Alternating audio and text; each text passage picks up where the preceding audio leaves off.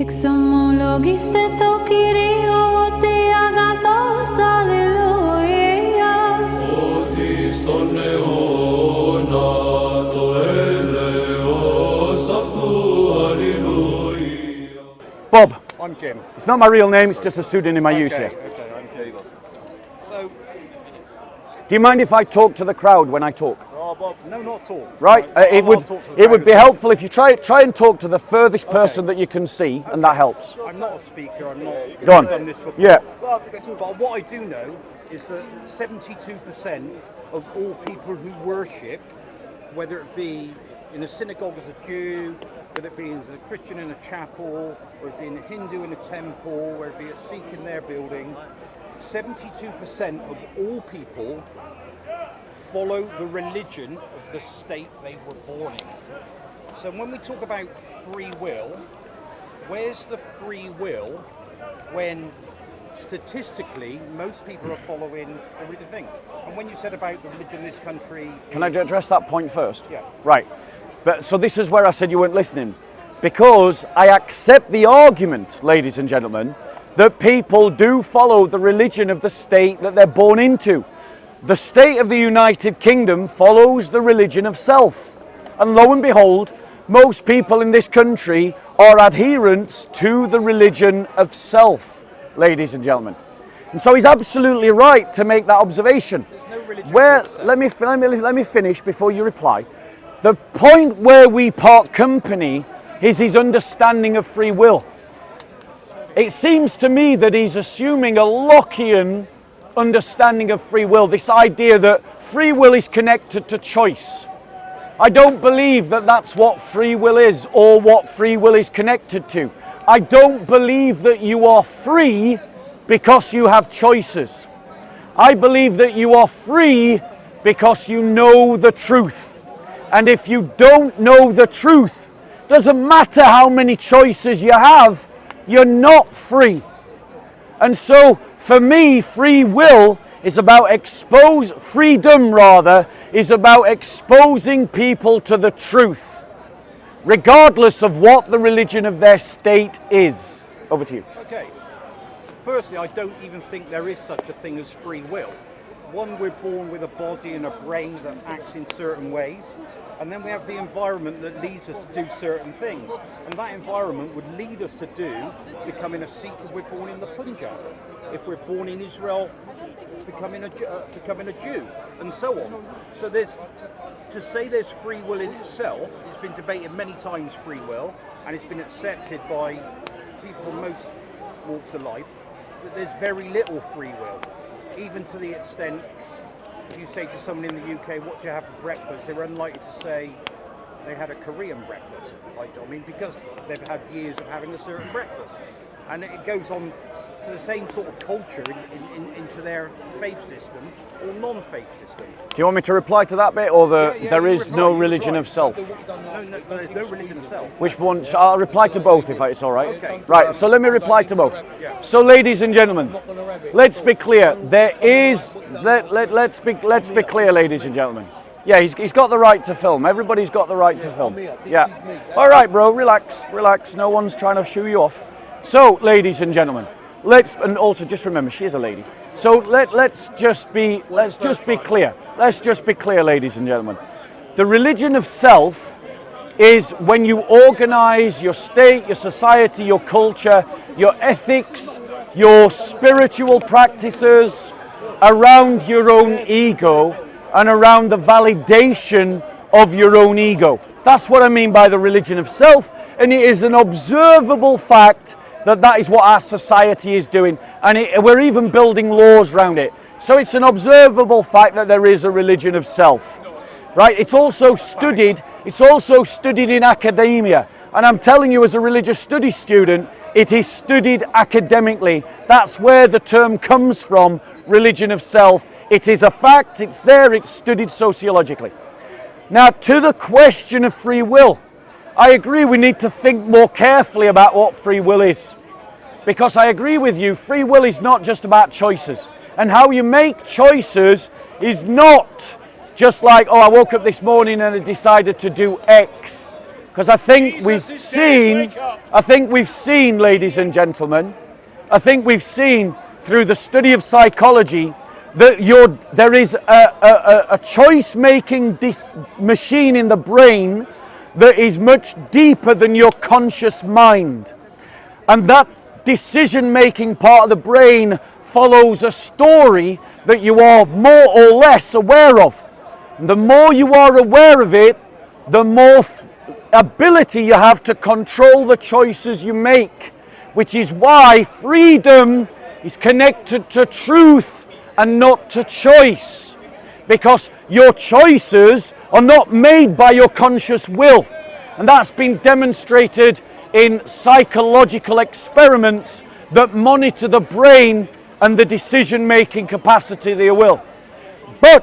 And that's why lots of religions talk about meditation and knowing yourself, because in that self-knowledge you gain greater control over the narrative that makes the decisions for you. And the narrative that you have is what decides whether you're free. So I agree with you, I dismiss Lockean freedom, but I don't believe in determinism, which is where it sounds like you are. Lots of points to pick up there. Free will and faith. So you've used the word fact quite a few times when you've talked about Christianity, your personal beliefs. How much is a personal belief in a faith, and how much of what you believe in is empirical fact? Right. If I drop that to the ground, yeah, I can prove empirically that gravity takes that to the ground. You prove to me, because you talk about facts and Jesus and all the rest of it, where are the facts that back up your argument, empirical facts? Or is it, like some friends of mine would say, it's faith? You can't prove it, it's a faith. Right, so ladies and gentlemen, the layman's understanding of science, I'm going to let slide. I'm not going to split hairs over his misdescription of gravity. But ladies and gentlemen, let's be clear, there is a common misunderstanding of what faith is amongst people who are not Christians or who have not really studied faith. Faith is not believing in things that have no facts. The fact of the crucifixion of Jesus Christ is a matter of faith for the Christian. But it is also an empirically established historical fact that is indisputable by every historian that ever studies it, ladies and gentlemen. Now, ladies and gentlemen, faith, when properly understood, is not about believing in things when there are no facts to back them up. Faith, understood by the Christian, is trusting in the one that you know. It's trust, it's a relationship of trust. That's what faith actually is. And everybody practices faith. Even this gentleman will practice faith.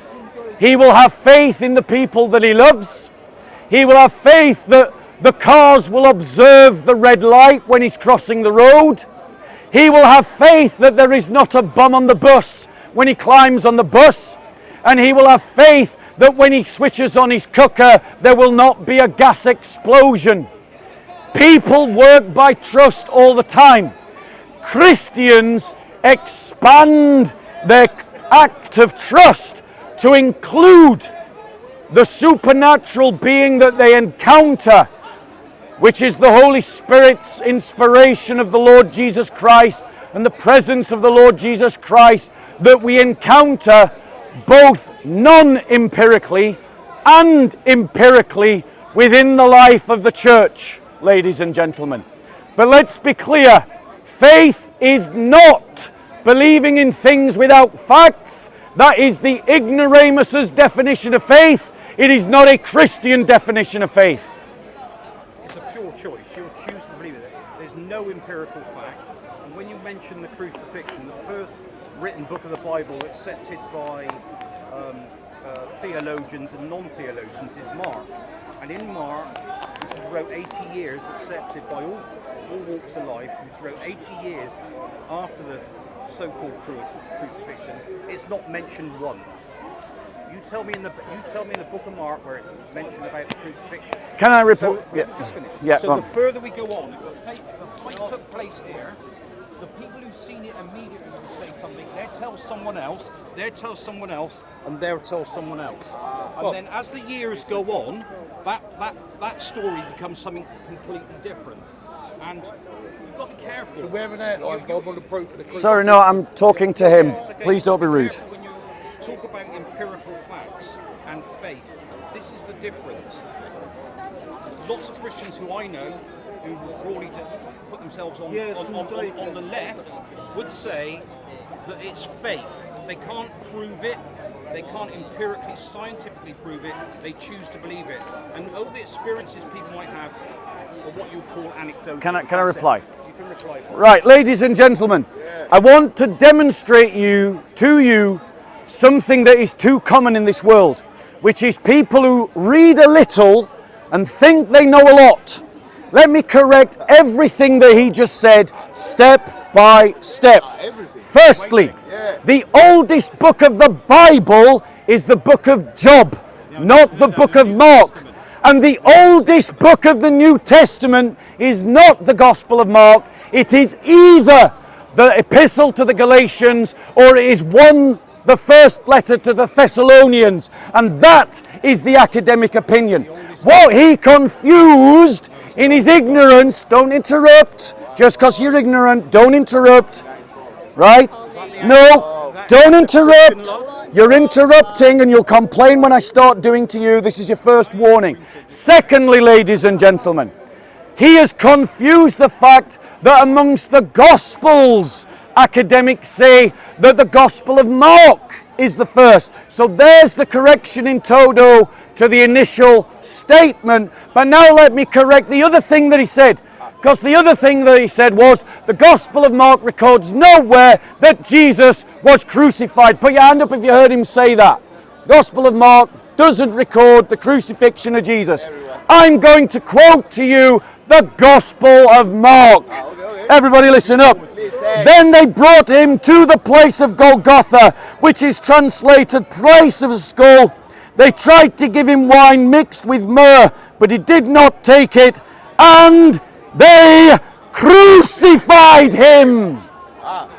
So he just said the Gospel of Mark does not record the crucifixion of Mark. I literally just quoted Mark, and he's still saying that the Gospel of Mark doesn't record the crucifixion.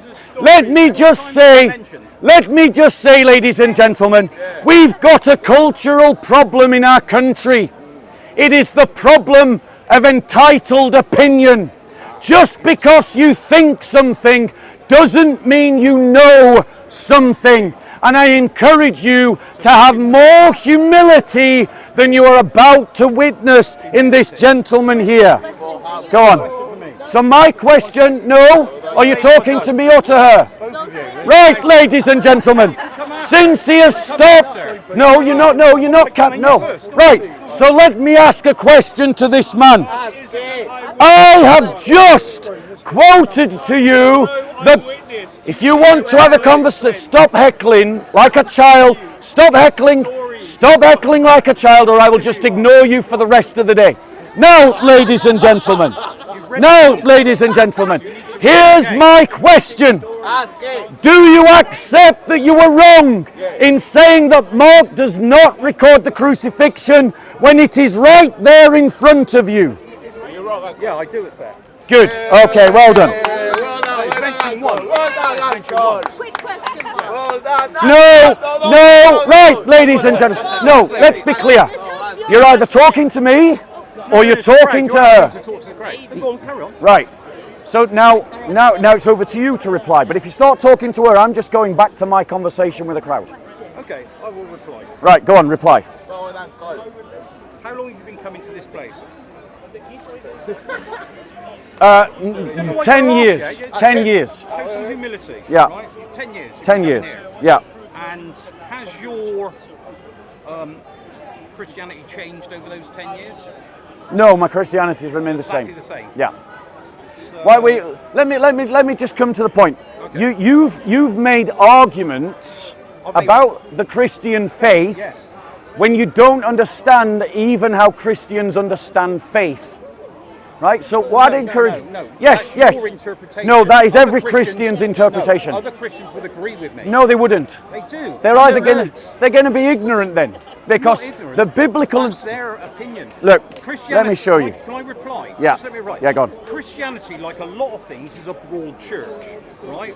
People in America shoot people outside abortion clinics and call themselves Christians. Other Christians feed the poor on the streets. There's a whole broad church, just like there is in every sort of philosophy or religion. So you're coming from this very sort of, to me, it's almost like a right-wing position. This is fact, and you're all going to hell. Right, Well, I'll tell you my opinion on hell. My opinion on hell is this, right? If heaven's full of Christians, I'm glad I'm going to hell, in the main. That saying, I know loads of good Christians, but you seem to have this level of arrogance that borders on fascism, to me. That's what it seems like. Right.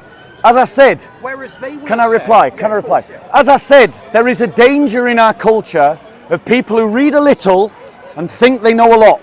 Having certainty in your belief is not fascism, ladies and gentlemen. Communists are not fascists, but they're absolutely certain of their beliefs.